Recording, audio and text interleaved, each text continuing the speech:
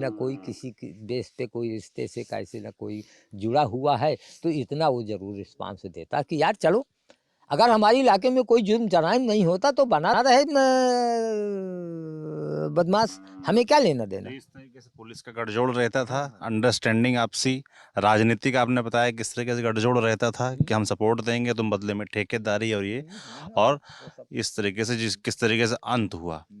आप भी क्योंकि डकैत रहे, एक्स डकैत हैं आप। उसके बाद जीवन बदला आपका, किस तरीके से जीवन बदला आपने, किस तरीके से सरवाइव किया? भाई ऐसा है, 82 में सरेंडर करने के बाद हम लोग जब 89 में बाहर आए, तो अपने जो दुश्मन मारे गए थे उनके लड़के बच्चे भी सयाने हो चुके। हमको सतर्कता से तो रहना ही पड़ता था। 2 साल 3 साल तक कुछ न कुछ और केस रह गए थे, फतेहपुर के हैं, बांदा के हैं, चित्रकूट के हैं, तो उनकी पैरवी करने में समय लग गया। हम सेफ साइड रहते, घर में कम रहा करते थे, अक्सर बाहर ही रहते थे। जैसे कि मैंने बताया कि मैंने अतर्रा अपना अड्डा लाला भाई घनश्याम के यहाँ बना रखा था। करबी में हमारे पारिवारिक मंगराही के हैं, उनका घर मकान था, वहाँ रह लेता था। इस तरह से घर में बहुत कम रहा करता था। स्थिति ऐसी बनी कि सन 95-95 के आसपास हमारा छोटा भाई चंदू, विष्णुचंद और क्या नाम से चाचा हमारे पैरोल में जेल से आ गए थे नैनी से। उनको आजीवन सजा हो गई थी इसी फॉर मर्डर में। तो उस समय चूंकि विरोधी पार्टी में एक व्यक्ति सयाना श्यामलाल करके, वो नहीं मारा गया था, बच गया था। तो वो आया हमारे चाचा इंदिरा से मिला जुला कि भैया बहुत कुछ लड़ाई हुई, बहुत समय हो गया और हम लोग अब बर्बाद हो गए, यहाँ तक कि शिक्षा भी लड़कों बच्चों की ना हो पाई, जगह ज़मीनें भी बिक गई, परेशान हो गए। तो आपके भी हमने जो किया उसका परिणाम हम पाया, और अब ऐसा कुछ किया जाए कि आपस में सुलह हो ली जाए। सुलह कर ली फिर अभी फिलहाल आप खेती किसानी करते हैं? खेती किसानी करते हैं और लगभग 25 बीघे। 25 बीघे क्या क्या आप बोते हैं आप? यहाँ धान भी बोते हैं, शकरकंद भी बोते हैं, बाजरा, ज्वार, गेहूँ, चना, मसूर, अरहर, जो भी खेती किसानी में ज़रूरत की चीज़ें होती हैं सब तैयार कर ली जाती है, सब तैयार होती है। सब अच्छे से हो रहा है खेती? सब अच्छे से, हाँ, किसी प्रकार का कोई जैसे दुश्मनी का भाव। किसान आंदोलन चल रहा है देश में, आप खबर आती होगी आपके पास, है ना? 3 बिल भी बने हैं किसानों के लिए, उनकी जानकारी है आपको? हाँ बेशक, कौन ऐसा राजनीतिक पैटर्न होगा, कौन ऐसा होगा जो कि हमें ना किसान जानकारी। आंदोलन पर क्या सोचते हैं आप? किसान आंदोलन जो इस समय चल रहा है, किसान अपनी जीत पे अड़ा हुआ है और मोदी जी अपनी जीत पर अड़े हुए हैं। ठीक, हालांकि जो किसानों की मांग है वो यथार्थ है। सही बात है। आज मोदी जी के राजनैतिक कार्यकाल में अपना अंदाजा ये है कि पूंजीपति तो पूंजी वाला ही होता चला जा रहा है। निम्न तबके के लिए छोटे छोटे काम, नरेगा, दुनियादारी करके निम्न तबकों को खूब अच्छी तरह काम मिल रहा था, वो भर पेट रोटी खा रहे हैं, मेहनत कर रहे हैं। जो मीडियम तबका है,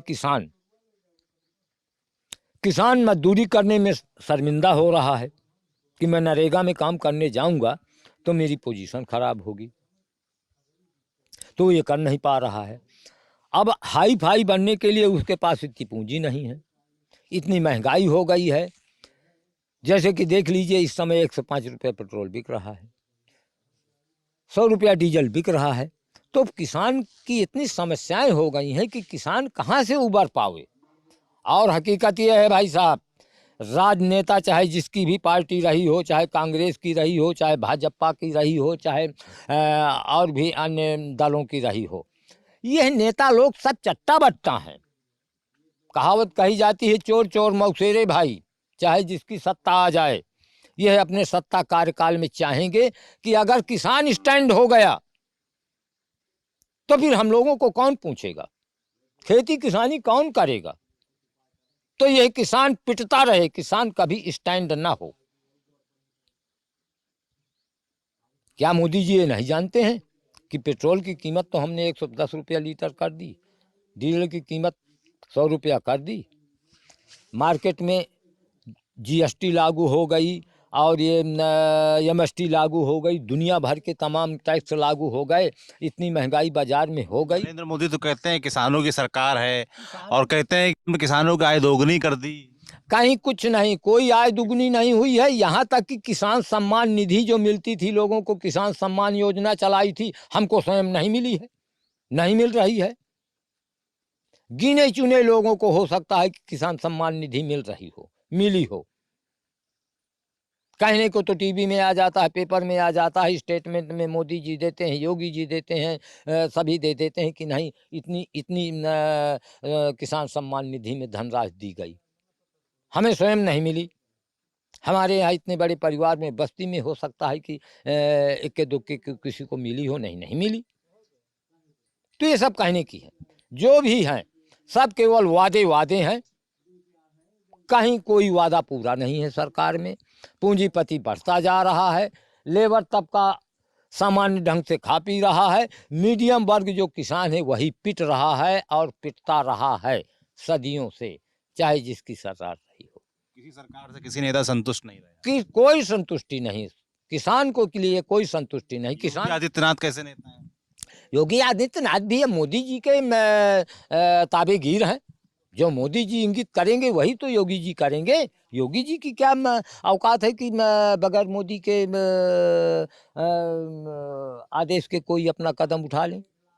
हम नहीं मानते इस बात को। कंट्रोलर तो वो हैं, कंट्रोलर तो मोदी जी हैं, योगी जी क्या करेंगे। क्या होना चाहिए किसानों के लिए, क्या करना चाहिए? चुनाव आ रहे हैं, वोट देते होंगे आप, क्या देख के वोट देते हैं? भैया अब ऐसा है कि यहाँ पार्टी बेस का चुनाव तो मुख्य रूप से है ही है। इस बार जैसे आप देखते हैं सपा की लहर आ रही है, निश्चित रूप से सपा की सरकार बनेगी और सपा का ही अपने यहाँ से विधायक बनेगा और भारी बहुमत से सपा की सरकार बनेगी इस बार। क्यों? इसलिए कि बीजेपी की वादे वादे वादे वादे ही रहे। आपने पहले बीजेपी को वोट दिया है? हाँ, बीजेपी को जैसे अब सांसद बने, आर.के. पटेल सांसद रहे, हमने वोट दिया है उनको। अब क्यों वोट दिया है?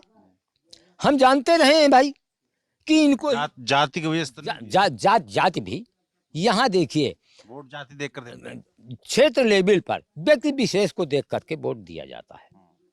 क्षेत्र लेवल पर, गांव लेवल पर, अब जैसे उनके रिश्ते भी हमारे यहाँ बगल में दरियापुरवा गांव, उनकी ससुराल है, हमसे उनके हंसाई मजाक भी होते हैं, रिश्ते भी हैं, सब कुछ है। तो भाई उन्होंने कह दिया कि भाई बड़कऊ चुनाव लड़ रहे हैं भाई, अपना वोट वोट अब अपना समझना। तो अब लामुहाला, अब रिश्तेदारी भी है, सब कुछ है, तो देखना पड़ता है। संबंध देख कर। हाँ हाँ, ये भी देखना पड़ता है। लेकिन क्योंकि आप किसान हैं इसलिए मैं पूछना चाहता हूँ भाई कि सरकार जो भी अब आती है या केंद्र की जो सरकार है उसको किसानों के लिए क्या करना चाहिए? देखिए किसानों के लिए तो जैसे एक योजना पहले चली थी नलकूप वाली, नलकूप की योजना भी समाप्त है इस समय। कुछ लोगों को सब्सिडी मिल जाती थी कि फ्री बोर योजना कही जाती थी, पैसा मिल जाता था, वो भी इस समय स्कीम बंद है। बिजली का बिल इतना बढ़ा दिया गया है और बिजली आती भी नहीं है पर्याप्त। माना कि हमारे किसी पड़ोसी के, हमारे किसी साथी के परिवार में किसी का बोर है, हम चाहते खिंचा लें, तो बिजली पूर्व पर्याप्त मात्रा में आती नहीं है और बिजली का बिल उनको देना ही देना है जितना नियत है। तो ये कमी रही। बोर बंद ही करवा दिए, बिजली की ये महंगाई है, डीजल पेट्रोल की ये महंगाई है, कहाँ से किसान उबर पाएगा? किसान का गल्ला क्यों नहीं 80 रुपया किलो गेहूं कर दिया जाता? कर दे मोदी जी इस बात की घोषणा।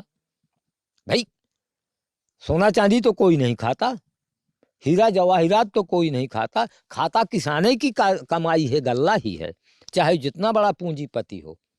और हम ये जानते हैं कि पूंजी किसी का साथ देने वाली नहीं है। एक भी बेटा हरामी निकल गए, आपने खूब कमा के रखा है, तो साले को जिस रास्ते से आपने कभी सोचा न होगा उस रास्ते से वो बहा के निकाल देगा।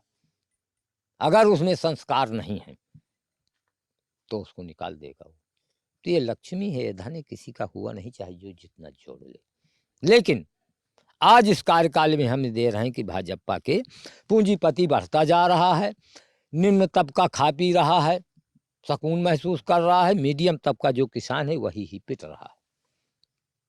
करें मोदी जी किसान के लिए भी।